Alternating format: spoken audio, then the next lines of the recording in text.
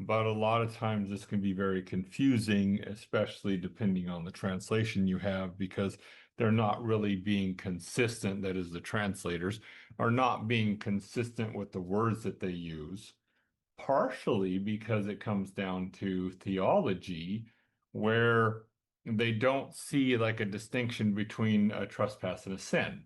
So they'll use the words interchangeably, yet scripture very clearly shows that a trespass and sin actually are different.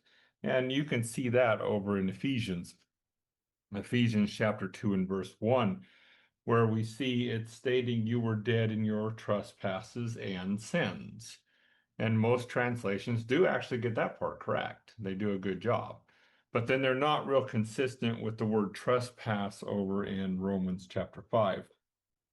And of course, starting in verse 12 through 21, where scripture is talking about how death came to men, not just physical death, but also spiritual death.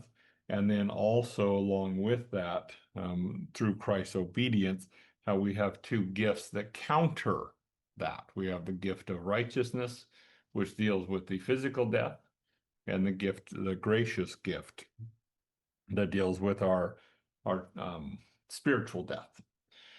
So in verse 12, of course, he starts out with, therefore, just as through one man sin entered the world, and death through sin, and thus death spread, on the basis that all men sinned, and that would be all sinned in Adam.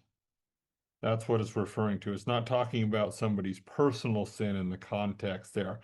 It was death passed on the basis that all sinned. And that was at a point in time in which we sinned in Adam, because Adam's sin was attributed to all of his offspring.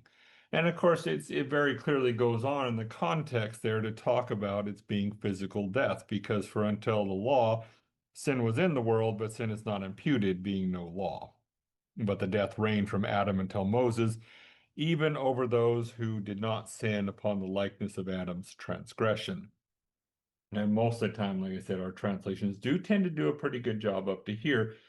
But then they start to drop the word transgression or trespass, excuse me, and they'll tend to, depending again on your translation, they'll either translate it as sin, or a lot of times what they'll use here is offense.